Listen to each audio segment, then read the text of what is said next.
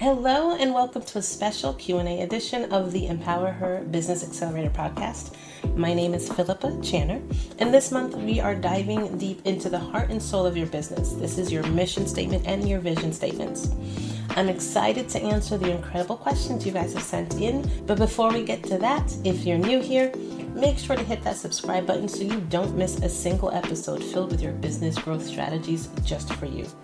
Also, if you are ready to create a business that truly aligns with your purpose, that attracts your dream client, I want you to check out the EmpowerHer program. It's designed to give you the tools and the strategies to step into your power as CEO.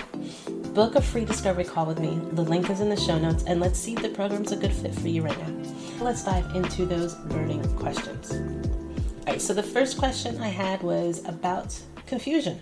I'm confused about the difference between a mission statement and a vision statement. Can you help break that down and explain that a little bit more?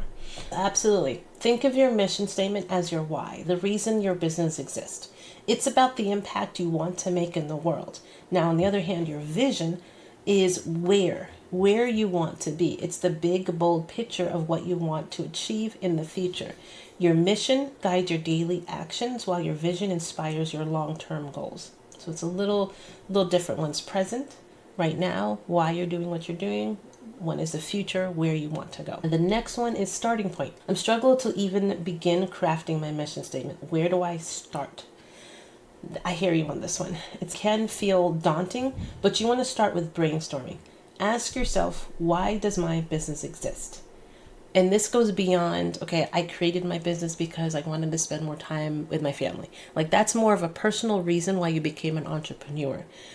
You became an entrepreneur and then you got inspired to actually do something. What is that something you're doing? What problem am I solving?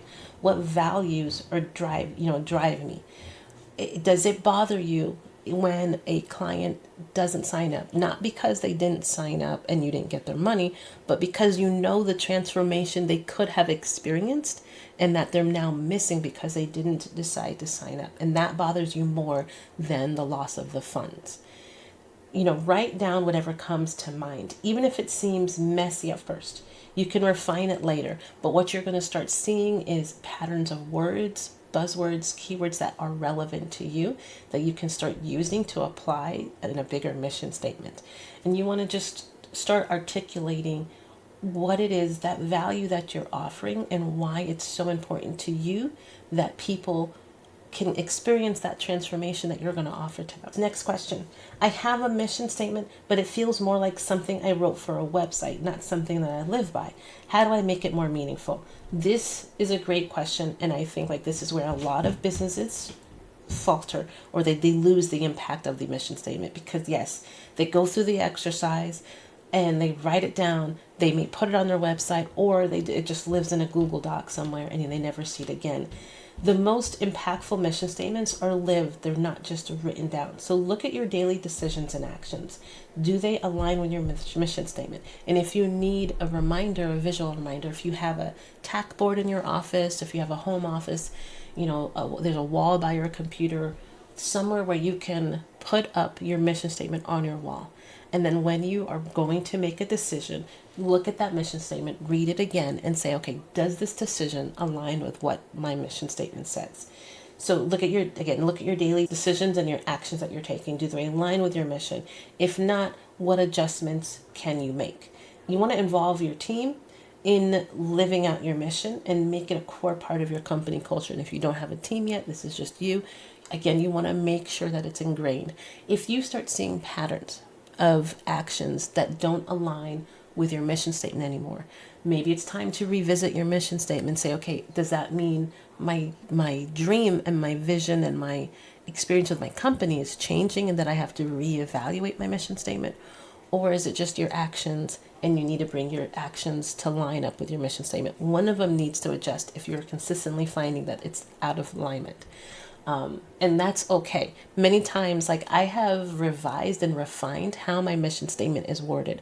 But if you always look, if I could pull up all the evolutions of my mission statement, you'll see the core essence of it, the real kick line, the punchline to my mission statement has always been the same.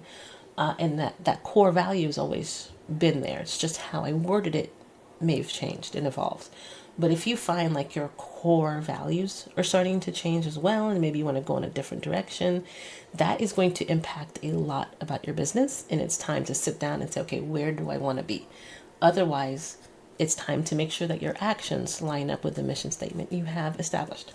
All right, another one is specifics. Is it better to have a very specific or a broader vision statement? There's no one size fits all answer. Honestly, it really depends on where you are in your company, how established your brand is. A specific vision statement can provide clear direction and focus, while a broader one allows for more flexibility as your business evolves. The most important thing is that your vision statement inspires and motivates you and your team. If it's starting to get too general and it's no longer inspiring, and it's like again, we don't want a vision statement that can be applied to 10 or 15 other different companies, based on where they are. You want something that's specific enough to your brand and your company, and that's going to inspire them to align with you and not with just a general fluffy idea, if that makes sense. And then the next thing, sharing your statements. Should I share my vision and vision statements with my customers? Absolutely. Your mission, your vision statements are a powerful way to connect with your ideal clients. They can attract people who resonate with your values and your purpose and who want to be part of something bigger than themselves. Share them proudly on your websites. Do some social media posts about it. Put them on some of your marketing material, like if you have any brochures or handouts that you're going to do. Business cards are probably too small, but maybe on the back of your business card if you have space for it. But those are different ways that you can share and promote these statements. These are not stuff that need to be hidden or behind a wall or just staff only.